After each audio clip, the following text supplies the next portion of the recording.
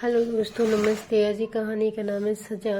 एक सुबह जब मैं सो कर उठा तो मैंने देखा कि सभी घरवाले एक चर्चा में व्यस्त हैं। मैं भी उनके साथ शामिल हो गया, लेकिन मुझे देखकर सब तुरंत चुप हो गए। लेकिन थोड़ी देर बाद मेरी बड़ी माँ ने घोषणा की कि परिवार के हर सदस्य को यह मालूम होना चाहिए कि घर में क्या हो रहा है, और उन्होंने बताना शुरू कर दिया। उनकी बात पर मुझे भरोसा नहीं हो रहा था। उनकी पूरी बात सुनकर मेरी रगों में खून सा जम गया। मेरा नाम अमर है और ये घटना तब की है जब मैं 14 साल का था। मेरे पिताजी 2 भाई थे। मेरे पापा और बड़े पापा एक साथ रहते थे और हम सब 7 भाई बहन थे। मेरी माँ देखने में ठीक ठाक थी, लेकिन मेरी बड़ी माँ अधिक आकर्षक नहीं थी।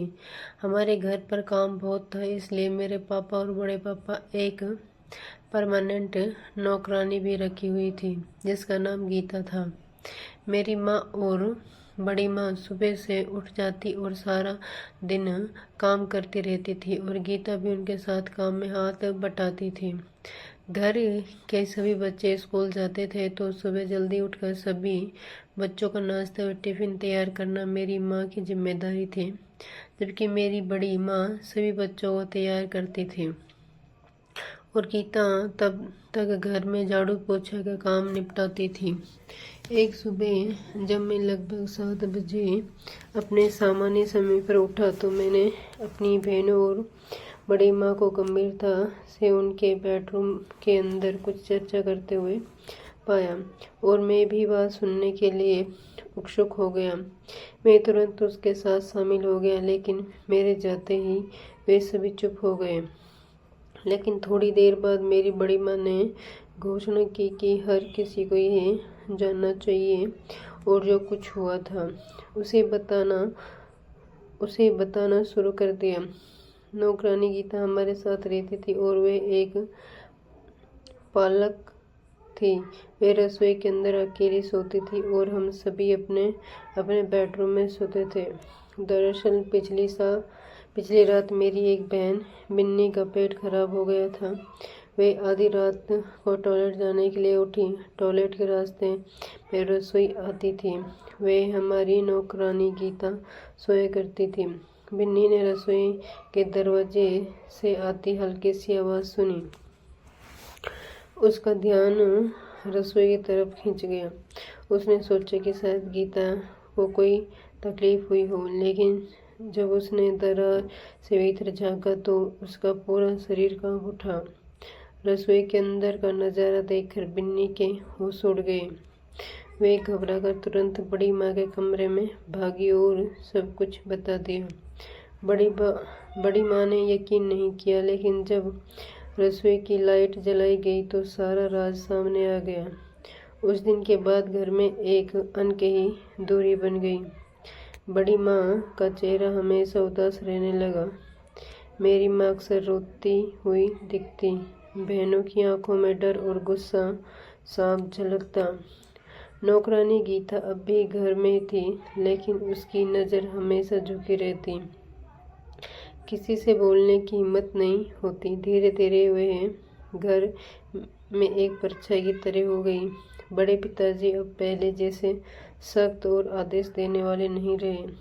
उनका आत्मविश्वास टूट चुका था। लेकिन सबसे बड़ा झटका मुझे लगा। मेरा तो पूरा परिवार ही हिल गया था।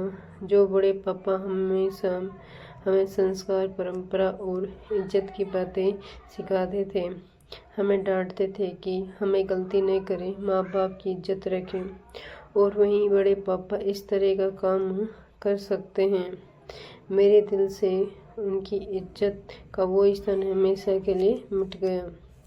दिन बीतते गए, सब कुछ सामान्य दिखाने की कोशिश होती, लेकिन माहौल कभी सामान्य नहीं हुआ। फिर एक दिन मैंने अनजाने में बड़ी माँ और मेरी माँ की बातचीत सुन ली। बड़ी माँ कह रही थी कि यह पहली बार नहीं था। मैं जानती थी कि ये रिश्ता कब से चल रहा था, लेकिन मैंने बच्चों और परिवार की इज्जत के डर से कभी कुछ नहीं कहा। यह सुनकर मेरा दिमाग सुन पड़ गया। दरअसल उस रात मेरी बहन ने जब रसोई में झांक कर देखा तो मेरे बड़े पापा नौकरानी के साथ, और ये सब बात मेरी बड़ी माँ को मालूम थी, लेकिन वे कुछ नहीं कहती थी। जब मेरी बहन ने उन्हें जाकर बताया तो उन्होंने अनजान बनने का नाटक किया। बड़े पापा रोज नौकरानी के साथ रसोई घर में सोते थे, लेकिन उस दिन मेरी बहन की वजह से उनकी पोल खुल गई थी। मुझे अच्छी तरह से याद है कि बड़े पापा कैसे सिर झुकाए हुए खड़े थे और नौकरानी भागकर बाथरूम में घुस गई थी और 1 घंटे बाद बाहर निकली थी। मतलब ये सब बहुत पहले से ही हो रहा था और हमें पता ही नहीं था। उस रात में बहुत देर तक छत पर बैठा रहा, आसमान को ताकते हुए सोचता रहा कि क्या हर घर के भीतर ऐसे ही राज छुपे रहते हैं? क्या सचमुच लोग इतने ही अच्छे होते हैं जितने बाहर से दिखते हैं? मेरे लिए दुनिया की मासूमियत उसी रात खत्म हो गई। मैं बड़ा हो गया, उम्र से नहीं लेकिन सोच से ज़रूर। उस दिन के बाद मैंने कभी भी अपने बड़े पापा को इज्जत की नज़रों से नहीं देखा। मेरे सभी भाई बहनों की शादी हो चुकी है। उनकी शादियों में बड़े पापा से कोई सलाह मशवरा नहीं किया गया था। आज सब सालों बाद उस घटना को याद करता हूँ तो मैं सोचता हूँ, क्या गीता ही दोषी थी या बड़े पिताजी? लेकिन एक बात तय है, उस सुबह मेरी मासूमियत मुझसे छिन गई थी और घर का सन्नाटा आज तक मेरे भीतर गूंजता है। बड़े पापा बिल्कुल बूढ़े हो चुके हैं, उन्हें फालिस हो गया है। मेरी बड़ी माँ उनकी सेवा करते हुए अपना मुंह बंद रख कर बस अपनी पत्नी धर्म निभाती जा रही है। लेकिन उस दिन के बाद से घर में बड़े पापा को कोई भी इज्जत की नज़र से नहीं देखता। उन्होंने अपने एक काम से सभी की नज़रों में अपनी बनी बनाई इज्जत खो दी थी। बड़ी माँ से रोज हमारे से माफ़ी मांगते थे। गीता का पता नहीं अब वे कहाँ चली गई थी। बड़े पापा को अपने किए की सज़ा मिल गई थी। दोस्तों, अगर ये कहानी आपको पसंद आई है तो कृपया लाइक कीजिए, शेयर कीजिए और चैनल पर नए हैं तो कृपया चैनल को सब्सक्राइब कीजिए।